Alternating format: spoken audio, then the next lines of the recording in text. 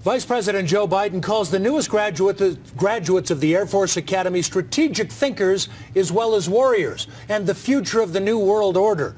It allows us to refocus our intelligence and military assets and resources to other parts of the world where they are needed, where we face new challenges. This is the world you are graduating into. This is what I want to talk about today with you for a few minutes. I believe we, and particularly you, your class, has an incredible window of opportunity to lead in shaping a new world order for the 21st century in a way consistent with American interest and the common interest.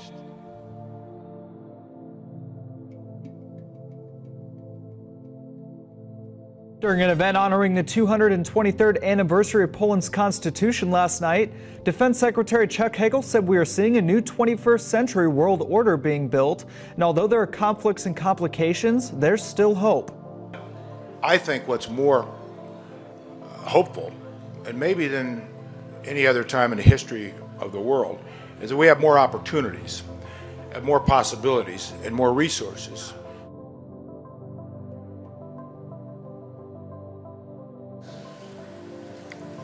We meet here at a moment of testing for Europe and the United States, and for the international order that we have worked for generations to build.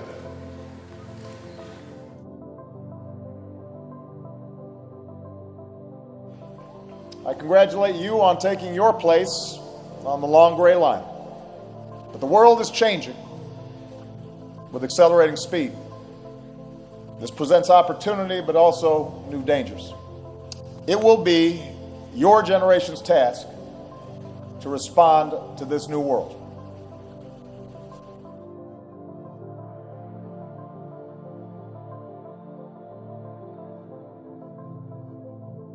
Over the last 2 years, journalists and activists have been fighting a specific provision in the annual National Defense Authorization Act, or NDAA, through a lawsuit called Hedges v. Obama.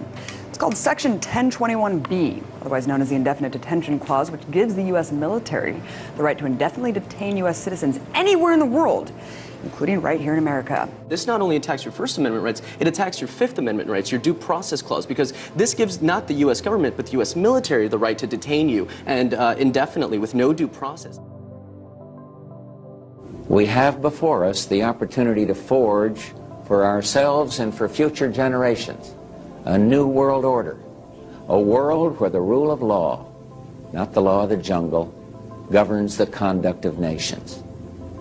When we are successful, and we will be, we have a real chance at this new world order, an order in which a credible United Nations can use its peacekeeping role to fulfill the promise and vision of the UN's founders.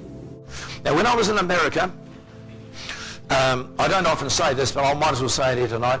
My driver, who has carried all the prophetic preachers across America before me, told me, he said, every time we get to a bridge, you watch. And we went through 38 states in 2.5 weeks, and every bridge we went near, there were men working underneath it, putting in steel girders. He said, that is for the United Nations tanks that are going to come in and take over America shortly. Is everybody clear what I'm saying tonight? This goes on tape. The whole of America will be inundated with United Nations troops. In fact, they're training now. Heavy artillery rocked downtown Tampa today as military gunships and helicopters roared by the convention center. Now, this was all part of the annual Special Forces Operations Convention.